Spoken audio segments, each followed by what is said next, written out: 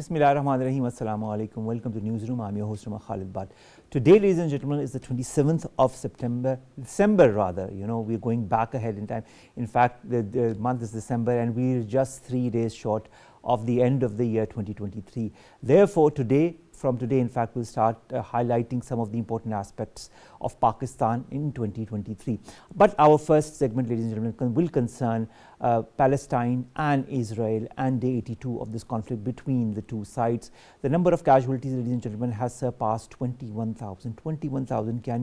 Could you have ever imagined that a day would come that in a conflict across the world, in this day and age, the number of casualties would surpass that, the number of wounded would surpass 50,000, and the majority of those are women and children, with 2 to 2.3 million people displaced from their homes, with their homes completely destroyed, hospital destroyed, lack of water, food, medicine and whatnot, basic human rights being disregarded completely by important powers that be.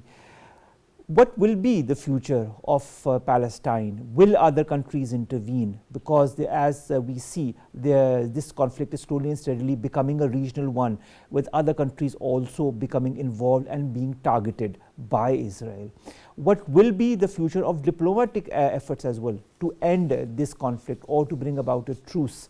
Whether it be China that has recently talked about its willingness to work with the international community, whether it be France that says that it is gravely concerned by intensified Gaza fighting, whether it be the talks that are happening in Cairo as we speak to bring about some kind of a truce. Will these political or diplomatic efforts yield some kind of positive results? This and more will be highlighted in our first story. Our second story of the day, ladies and gentlemen, is, as I told you in the very beginning, we'll be highlighting 2023 as a year.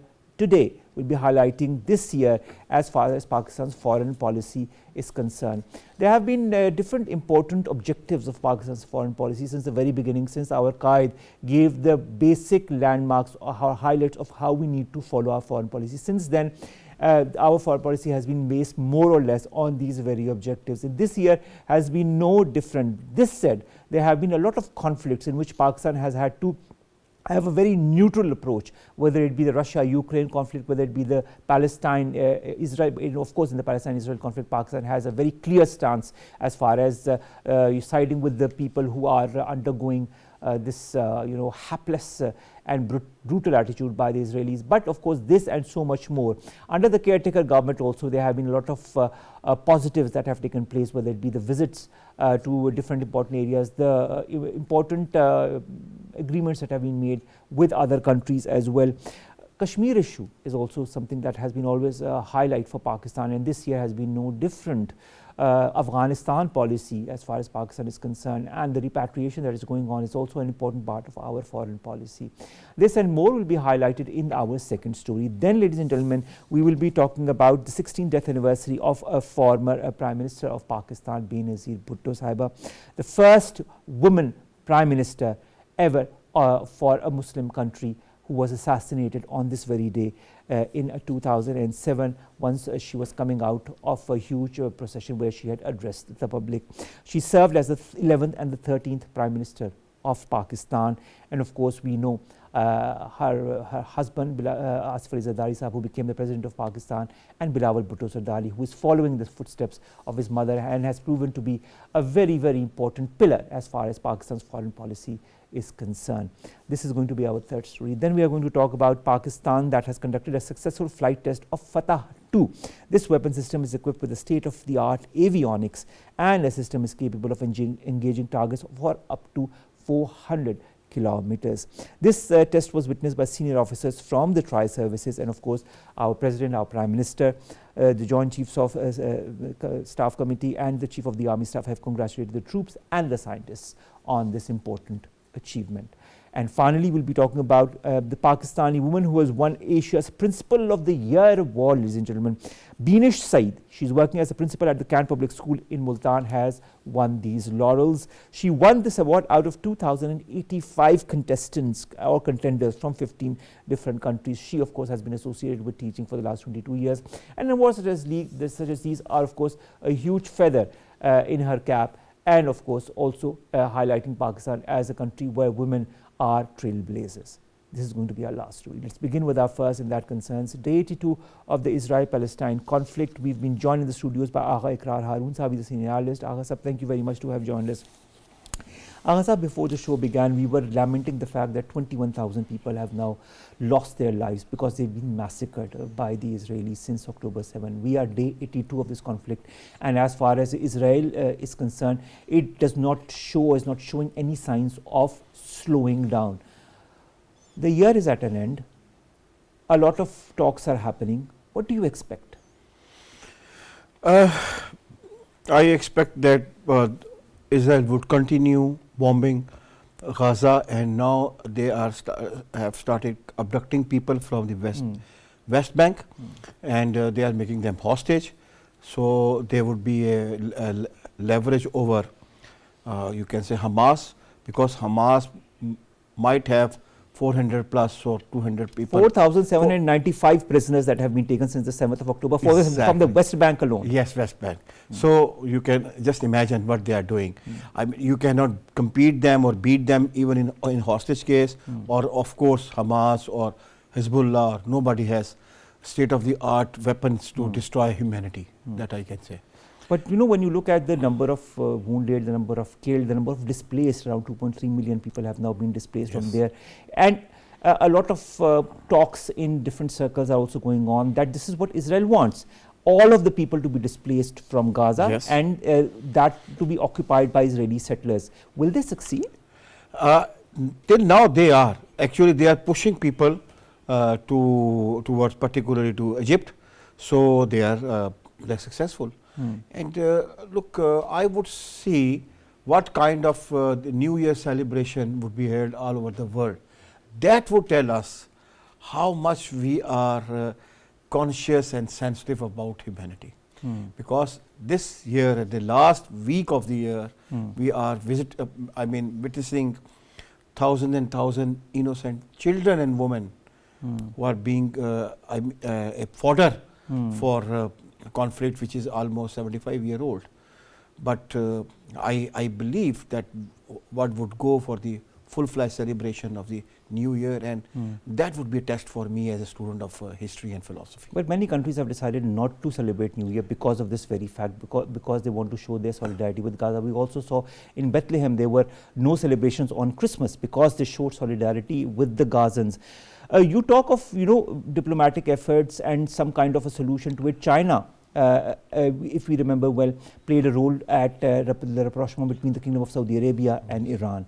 Then it gave a 14-point plan as far as the Ukraine-Russia conflict is concerned. Therein now also the Chinese Foreign Ministry spokesperson Mao Ning says that China has reportedly called for an early release of all detained prisoners and is willing to work with the international community to play a constructive role to promote ceasefire and end the war. Can that happen? Will the Chinese efforts bear fruit, or do you feel because of the tensions between the West and China, the West will not let China intervene? Perfect. You have basically answered your question yourself. The world is divided into the global north, global south, or so-called NATO and non-NATO countries. And if you remember, when China was playing a very important role for negotiation between Ukraine and Russia, the whole EU started, raising alarms. Why China is there? What China has in its mind? How can China do this and that? So I believe any initiative from China, even in the Middle East, would not be appreciated by particularly by the America. So America is a veto like China. So when one veto is ready or is wished to continue genocide of humanity, no other veto can stop it. That is the dilemma of United Nations and entire world actually. So I believe China has a very positive initiative, and it did, and it was very successful during Saudi and Iranian rapprochement. And I think that was a very important turning point in the history of Middle East also, because we thought after this rapprochement, it was actually not between it, among UAE, Saudi Arab, Iran. we thought there would be a calmness in Middle East for some years to come, but immediately this Gaza issue started. So there are some powers, they don't want peace in the world. They want to basically trigger some activities which can compromise or which can kill peace, and of course their target is humanity. But their target is also the defense industry, Iqrar Sahab. Of course, the industry that they earn to profit the most from conflicts such as these is the defense they industry. Earn. This is their biggest industry. There is a little difference. American industry is 80% based on weapons, while EU industries are, I was reading in a very interesting article, 43% of the entire EU, you can say, economy is based on education, higher education. Our children go for Europe for education, but that is a reason EU is not very much interested in selling arms. They are still, you can say, traditionally improving their economy through industries like education. But for the last 40 years, American is totally depending upon their industry, that is a weapon industry. So this is a reality. I appreciate you. You are very rightly indicated this. It is not a matter of only a pleasure of taking from war. It is actually the wheel of their economies keep running. Because this is quite evident, by the way. We are seeing the conflicts in the last few decades on as to who stands to gain the most. Let's come to the the Israeli army raids 200 targets in Gaza from in the last 24 hours, land and sea. This is the Israeli military that has posted this. Also, Herzi Halevi, the Israeli Forces Chief of Staff, says the war on Gaza will continue for many months. Yes. This and the fact that the Israeli War Cabinet or the Israeli Prime Minister is no longer or not in the mood to even go for some kind of a truce or ceasefire. Will the pressure by the US, because there is a pressure by the US, whether it be not apparent in the front, but there is back channel pressure on Israel to stop the atrocities, especially targeting civilians, will that have any effect on the Israeli War Cabinet and its head, that is the Israeli Prime Minister? I think it won't. Though you are absolutely right, there is a pressure from the United States. But if you remember in your show, we discussed about this issue, that even this time, this monster is out of control of the United States also. They are not ready to even listen to them. Even they are not ready to understand the repercussion and the cost Biden would or can face in the forthcoming elections. They are very firm. They want to completely purge, completely erase Palestinian, but at least from Gaza and the West Bank. So they are doing it. They won't listen anybody.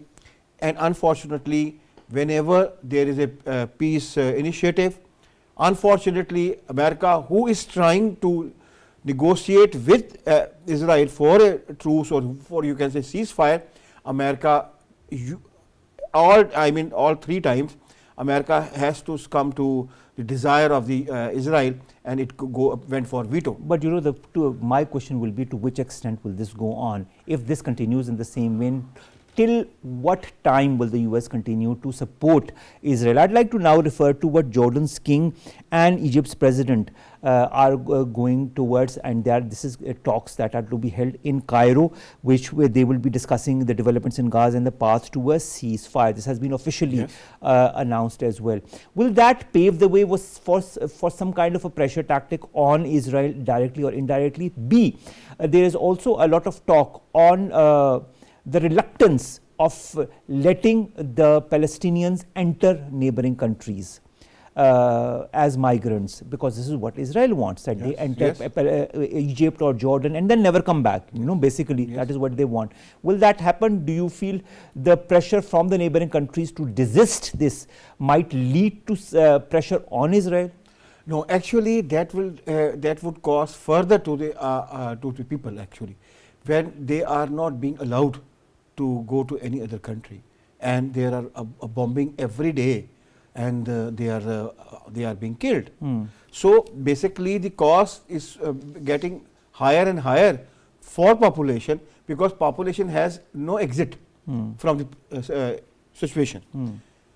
And situation is becoming graver every passing day. So this is the reality. We have to accept it or we don't. And next, the other question you asked me that is related with the diplomacy. Omar, since 40 years, do you remember anywhere in the world diplomacy worked? Just try to. Or it worked for the powerless. No, did it work for powerless? Never, never ever. Diplomacy is basically an art to slit your throat without you could understand. No, for the power. This is not me. No, this is not me. This I'm basically I'm quoting and unquoting from a philosopher. Okay, all right. So this is a diplomacy. In diplomacy, only the powerful gets the benefit, and the powerless has to face and with a smile.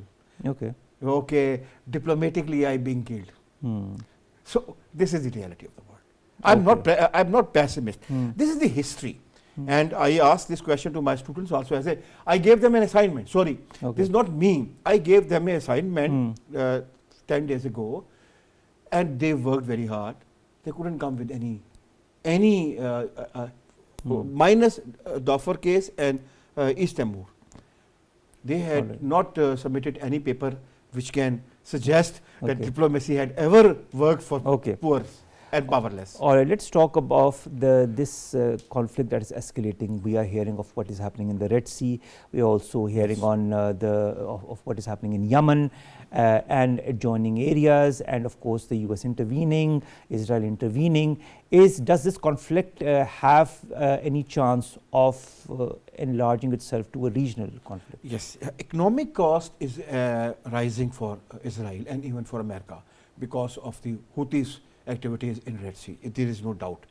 But I think America is waiting to certain level where somehow or other, directly or indirectly, Iran involves in the war.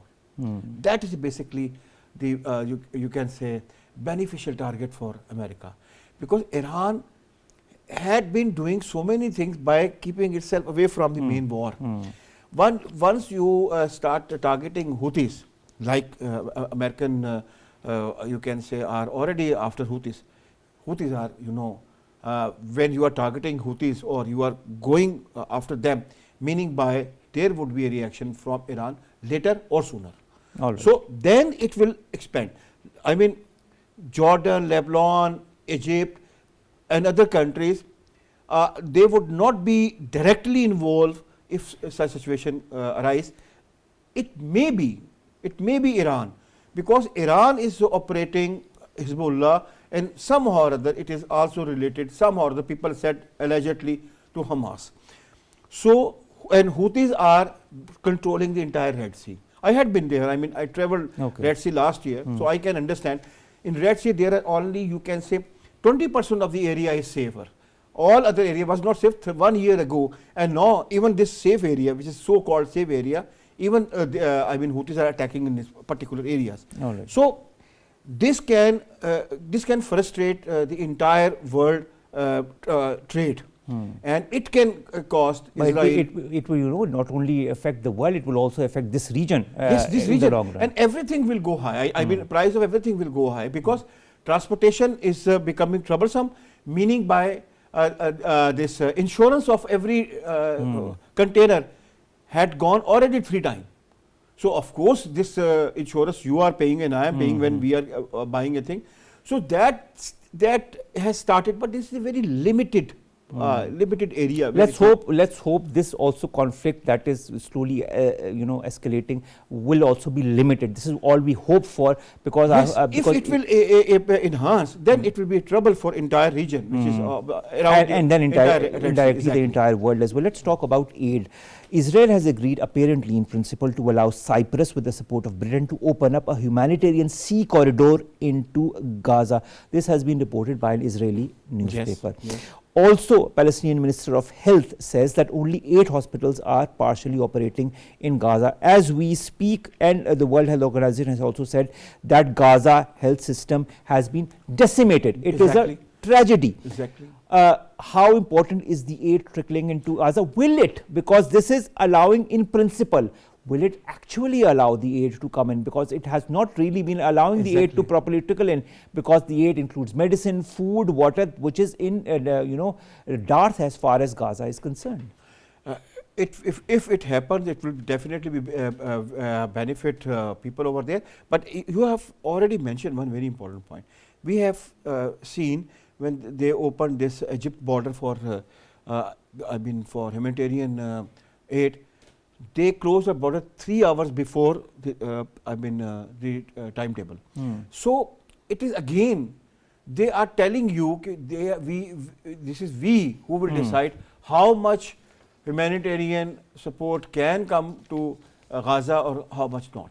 So actually, Umar, they are controlling everything, and nobody is. On one hand, they say that the aid might trickle in. On the other hand, we know the state of the hospitals that are in. On the other hand, we also have Palestine Red Crescent Society that is saying Israeli forces have blocked ambulances and medical staff from treating those who have been injured by the deadly drone strikes in Nur Shams. There's a lot of duplicity as far as what Israel is saying and what it actually is doing. You are absolutely right. And whenever they do some, I was really, you can say, I was sad while reading an article of this Secretary of UK, sorry, I forget the name. Even in that article, he said, yes, Hamas is using hospitals as, you can say, hideouts. You had seen Al-Shifa, and Christina Amanpour asked a question to a former Prime Minister in her interview, if you remember. Yes. And he had to share that, yes, there was bunkers, we made this bunker 40 years ago, yes, there are bunkers, beneath Al-Shifa. I don't know whether they are working or not. Actually, these bunkers were made by the Israel, and there was nobody in the bunkers, but they knew there are bunkers, and they had, of course, they constructed it. Exactly. So they used their own constructed bunkers. Again, Hamas and the entire European media is promoting this narrative. All right. For last question, I want a very, very short answer. Yeah. United Nations Chief Antonio Guterres announces a new person to head the humanitarian reconstruction phase for Gaza. She is Sigrid Kaag. Then we have the Cuban president who has denounced Israel yesterday, and then we have Israel's strategic affairs minister who has reportedly met with the U.S. National Security Advisor Jake Sullivan in Washington D.C. Let's talk about the diplomatic efforts. Just give me in one liner, what do you feel these will reap as results? The meeting between the Israeli side and the US side right now happening in Washington, the Cuban president denouncing Israel on Tuesday, and a new person on the helm of affairs, put in by Antonio Guterres. What are these going to have as effects, these statements, these nominations? Basically, they are trying their level best. And if you talk about the in charge of the reconstruction, how can reconstruction start now when there's a bombing? We don't know when this stage would come. And last, I would definitely say yes. Secretary General United Nations has done his best. Okay. One must appreciate his role, and I think history would remember his role. Whatever he could do, he had done, or he is trying to do it. Exactly, but unfortunately we are seeing the results as well, whether it be the open reaction by the Israeli ambassador or his Article 99 when he invoked it, what kind of reaction that got, and all the resolutions that were put forward as far as Palestine is concerned. Thank you very much, Agha, Iqrar, Haroon Sahab, to have joined us. These are unfortunate events. These are events that touch us, but we don't know how to react to it, because we are also seeing them unfold in front of us as the days pass by. Thank you very much, sir, to have joined us. Let's come to our second story, and that concerns Pakistan's foreign policy 2023. And now that this year comes to an end, how do you foresee this year being portrayed as far as Pakistan's foreign policy is concerned? What have been the challenges? What have been the objectives? What lies ahead in 2024? How was 2023? as far as Pakistan's foreign policy is concerned. So many challenges that Pakistan has encountered in the year 2023, whether it be, of course, these conflicts that are happening across the world, the Russia-Ukraine conflict, the Palestine-Israel conflict, then of course India and its machinations, what is happening in illegally occupied Jammu and Kashmir, Afghanistan, and its relationship with Pakistan, and of course the repatriation of illegal foreigners out of Pakistan towards their respective countries. That and so much more have been part of Pakistan's foreign policy. But there are certain objectives that Pakistan's foreign policy has always had. Promotion of Pakistan, and I'd like to quote what has been always Pakistan's foreign policy objective: promotion of Pakistan as a dynamic, progressive, moderate and democratic Islamic country, developing friendly relations with all countries of the world, safeguarding national security and geostrategic interests, consolidating our commercial and economic cooperation, safeguarding interests of Pakistani diaspora abroad, and ensuring optimal utilization of national resources for regional and international cooperation. We've been joined by two guests for this very important segment because, of course, this is a recap of 2023. In the studios, we've been joined by Jauhar Saleem Saab. He's a former Foreign Secretary. Jauhar Saleem Saab, thank you very much to have joined us. And online, we've been joined by Baloch Saab. He himself also is a former ambassador. Thank you very much, Baloch Saab, to have joined us as well. We will begin with our guests in the studios, and then we'll go to Baloch Saab. Jauhar Saleem Saab, I was going on the website of the Ministry of Foreign Affairs, and I saw this whole quote by Quaid-e-Azam Muhammad Ali Jinnah in a broadcast talk to the people of the USA on in February of 1948, where he outlined the goals of Pakistan's foreign policy. I think these goals still remain very pertinent even now, where Pakistan's foreign policy seeks to protect, promote and advance Pakistan's national interests in the external domain. How were these policy principles outlined in 2023? Okay. Every country basically through the instrument of its foreign policy tries to protect and promote its national interests. Same is the case with Pakistan. So what would be Pakistan's core interests? I would just outline 3 or 4 here. First, and these are mostly same for all or most countries of the world. One is to promote the territorial integrity of the country and security and stability of the country. The other is to protect and promote the economic stability of the country and the economic development of the country, because we are still a developing country. And of course then there could be many subsidiary interests like protecting and serving your diaspora abroad, and relations with Muslim countries, and relations with neighbors, good relations with neighbors, and good relations with important countries. But at the core of it, it's these 2-3 objectives, which we have to really, and because Pakistan has been facing an economic crisis in recent years, so I think those economic interests become even more important. So this is why we call it economic diplomacy. Yeah. Now, economic diplomacy is part of the overall ambit of diplomacy for all countries. But for some countries, it requires greater dimension than for other countries. Unfortunately for Pakistan, the other challenges, the challenges of security. In our own region, we have India on the one side, and the long-standing hostility that has been a hallmark of relations, unfortunately, between the two countries. And of course there are territorial disputes, and then there's Afghanistan, a country which has always, at least for the last some decades, been having challenges of security. Then in our region we have very good relations with Iran, but occasionally even between good friends there could be some minor irritants. And then we have excellent, long-standing strategic cooperative partnership with China, and very, very substantive economic relations with China.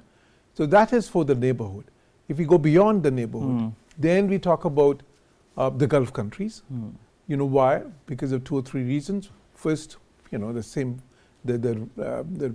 relations based on faith and culture and traditions, and they're rooted in history. Then we have the biggest diaspora of Pakistan in those countries. About 60% of our diaspora is there. We get, again, about 60% of our remittances from those countries. Then again, they're very large trading partners. Pakistan gets its most of its energy imports from these countries as well. Beyond that is the European Union, and that is, for many years it used to be the biggest trading partner of Pakistan as a bloc, and the biggest investment partner of Pakistan as a bloc, and the biggest development cooperation partner of Pakistan as a bloc. Now that has changed because of 2 or 3 reasons. One is that Brexit happened. So the UK is out of that. The UK had a big part of the trade, a big part of development cooperation, a big part of investment cooperation with Pakistan.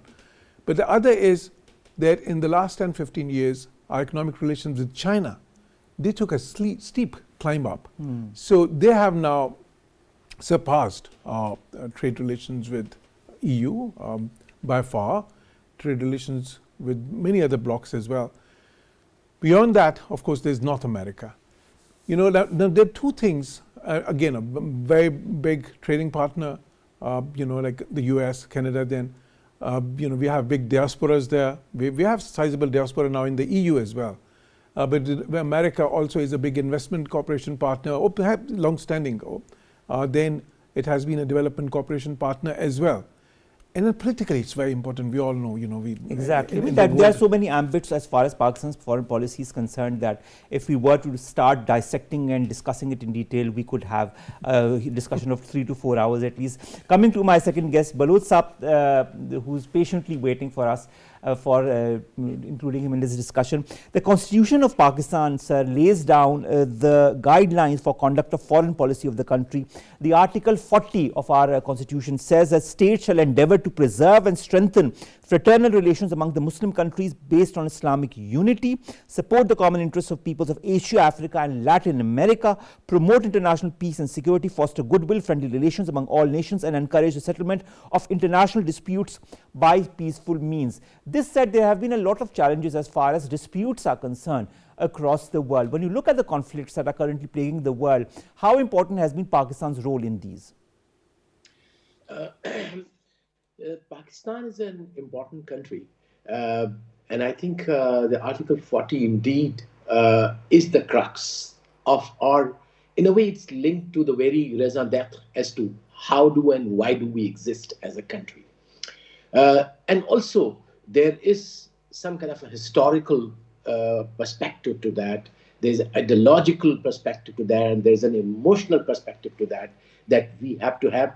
And now, obviously, those, in fact, perspectives have been translated into economic and geostrategic interest of Pakistan, linking it with the Islamic world. Islamic world is, of course, stretches from Africa to East Asia to West Asia to South Asia. But we are part of that big body of 54, 56 countries. And I think that is the most important, in my view. If I was to redesign my foreign policy, I would say let's put it on the top of it. And in fact, I have been, hopefully an article will come soon. Why on God's earth, when every other region is thinking of a seat at the Security Council? So let me put it on the table, this proposal, courtesy your program, that Pakistan should take a lead and some way find a way to have OIC have a seat at the Security Council. We have seen it that despite Muslims being about 1 billion plus in the world, having the biggest reservoirs of oil, having trillions of dollars in the assets of those rich countries, having the critical mass of educated people, but we have not yet translated all those assets into concrete political leverage. Why? At the global level. The problem is that all those forums where the decisions are taken, IMF, World Bank, UN, I think now is the time that Pakistan has a history of leading the Muslim world. And I don't think we should shy away and say, I mean, there is a kind of thinking in our country somewhere that we have our own so many problems, so let's forget about it. I would say no. Yes, we have to put our house in order, yet the very asset we have a historical record of leading the Muslim world. I would say we should. And in fact, you saw, all of us saw that how Pakistan led the UN process during this crisis in Gaza. And it was appreciated by the Muslim world, by the Arab countries, and in fact had a complete approval by our own people. In fact, Muslims all over the world and community and the international community which believes in peace and stability in the world. So I think in matters of peace, at least Pakistan should take a lead when it comes to economic prosperity of the Muslim world, when it comes to collaborative economic strategies, technological strategies for exploring space. Why not? I mean, let's think out of the box and start something new, really. So I think we have to really go for a reset, obviously keeping in view the anchored our foreign policy into the fundamentals of foreign policy. Yet I think new frontiers are coming up, new alliances are kind of shaping up. The world seems to be in a kind of crisis more than a flux. So I think here is the time that Muslim Ummah has to come up together, and Pakistan, in collaboration with other like-minded Muslim countries, there'll be several of them, but I can name one or two: Saudi Arabia, Turkey, Iran, and Egypt, Algiers. These are all Indonesia, Malaysia. These are all big countries with enormous political, economic, geostrategic assets. Let's convert these assets into strategic assets and political leverages so that we can really influence the world events. If we cannot influence the world events, then obviously we have to rethink that: are we being creative? Are we being really honest with our assets and with our people? So I think there's important for us to leverage this strategic advantages that the Islamic countries have. I like the word leveraging, Jia Baloch, and this is what I'm going to point towards Jauhar Saleem Saab. Jauhar Saleem Saab, when you look at countries, a lot of countries, and I'd like to refer to India in this, whatever is going on in the country, the turmoil, the genocide-like situation, India has always portrayed itself to be shining India because it has been successful as far as its soft image portrayal across the world is concerned. I will refer back now to our foreign policy objectives. One of those is to project the image of the country as a dynamic and moderate society. How important is the projection of Pakistan's soft image in this day and age when we know we have so much to offer to the world? I mean, this is very important. In fact, over the years, I've been called a proponent of the soft diplomacy and, a great proponent of promoting Pakistan's soft image. I think we've had the same assets that Indians had, for instance, history, an amazing history, a very rich culture. Our cultural heritage is just amazing, music, arts, so many other avenues, film, for instance, Now, Bollywood for India has done more than many of the other foreign policy institutions. In our case, we don't really have any equivalent of that. But, Pakistan, everybody knows that our TV serials are amazing. Our music is just amazing.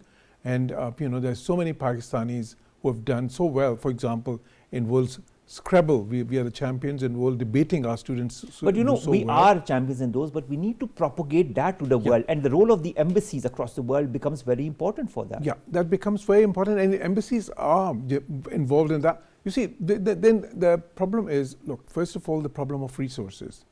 Secondly, we live in a world of brands. It's not just brands of clothes or eatables or sort of, like electronics and everything. They are country brands as well. And now there's an organization in the world which rates country brands, which evaluates country brands. And Pakistan's country brand, unfortunately, right now our country brand is much lower than even Bangladesh, almost half that of Bangladesh, which is a sad reality. And why is that? because our country brand has been dented by 2 or 3 things. One, this perception of perennial insecurity within and without Pakistan. Now, Afghanistan, of course, has been a factor. Our relations with India has been a challenge, which has portrayed to the world that there's a problem here. Then again, we have a new thing now, this economic challenge. So suddenly, if Pakistan is perceived as a country which is going to all over the world trying to get money or borrow money from friends and international institutions, what kind of image does it portray? So I think because of that, and also the fact is, yes, because of lack of resources, number one, we have not been able to really project all these strengths that we have, which I've mentioned. But on the other hand, there's some India. Okay, India has had many internal problems, even now as we speak, in the northeast and many other parts of India, in the Punjab as well. They are facing separatist movements, they're facing insurgencies, they are facing political instability and everything. But they're somehow able to kind of, gloss over that. And navigate towards a foreign policy in a manner that is conducive for their own country. Yeah, and we ought to do the same. All right. I'll refer to Jia Baloch Saab as well. Baloch Saab, this I'd like to understand from your point of view. What is the way forward as far as Pakistan's foreign policy is concerned? Is our foreign policy liberal enough? You talked about making changes. You want to ingest or infuse new blood into Pakistan's foreign policy. What are the mechanisms that can be put into effect that could lead to that? Can we attract foreign investment, promote our economic growth through a robust foreign policy? Have we been doing that?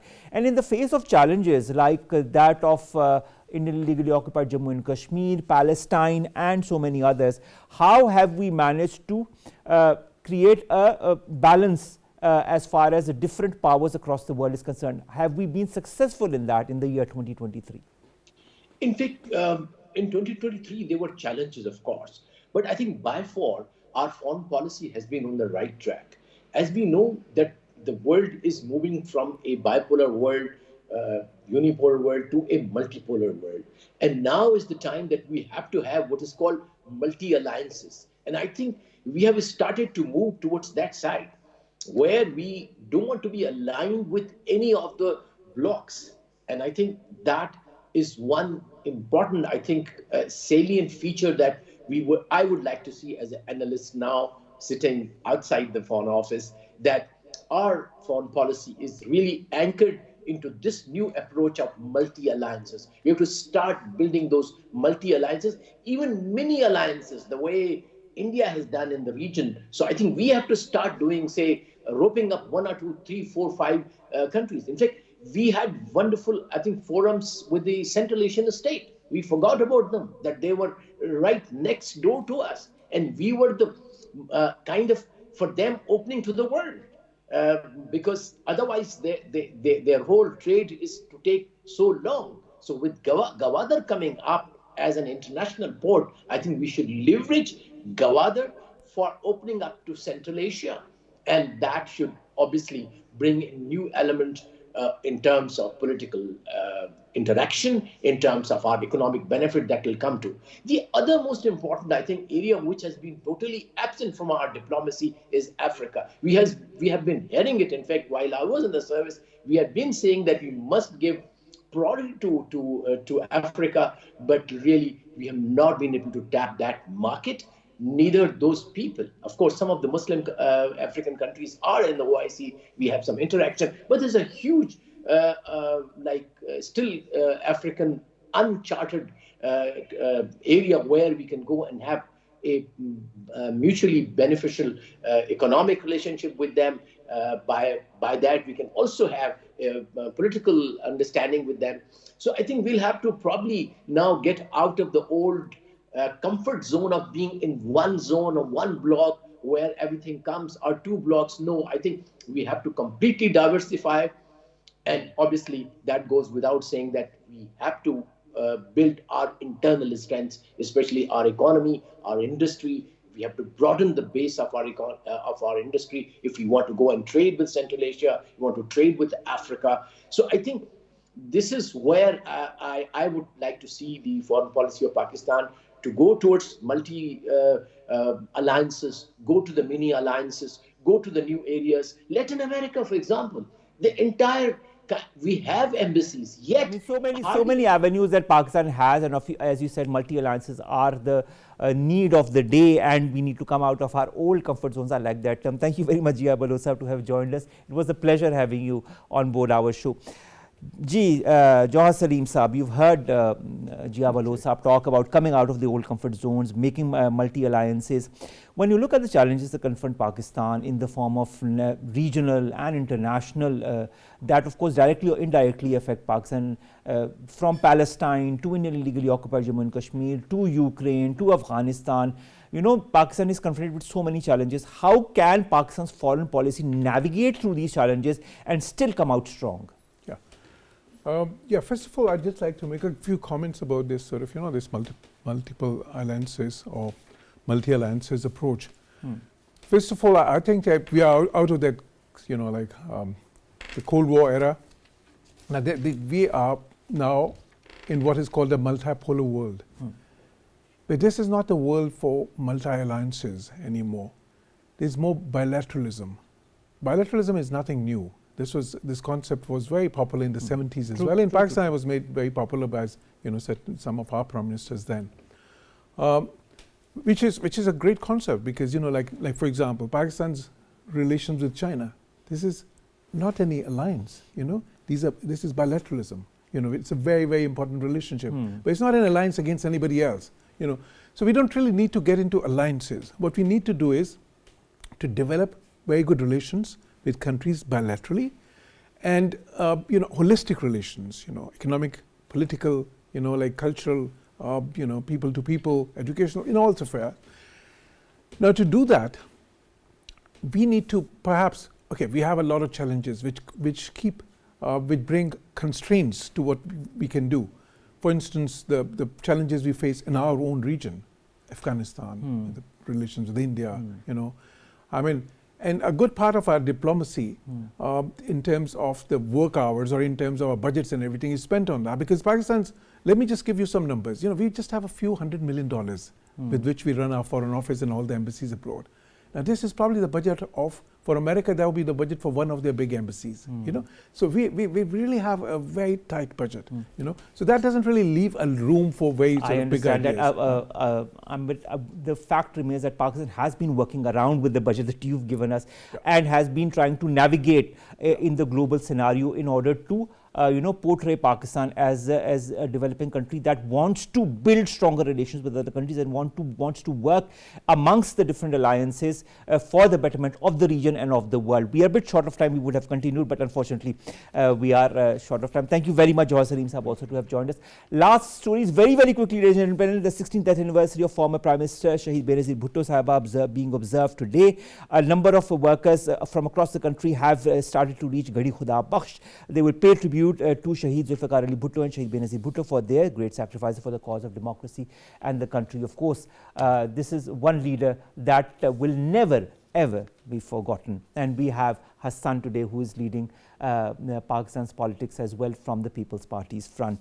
Next, ladies and gentlemen, Pakistan today conducted a successful flight test of Fatah 2 equipped with state-of-the-art avionics, sophisticated navigation systems and unique flight trajectory. The weapon system is capable of engaging targets with the high precision of for up to a range of 400 kilometers. Another feather in our cap. And finally, a Pakistani school principal from Multan has won Asia's Principal of the Year award, ladies and gentlemen. Beenish Saeed is currently leading as principal at Kant Public School and College in Multan. She won the award after 2,085 male and female contenders from across 15 countries in Asia. She holds an MPhil in education and MSc in zoology and is currently pursuing a PhD in education. Congratulations, ma'am, to have made a name for yourself and indirectly for Pakistan as well.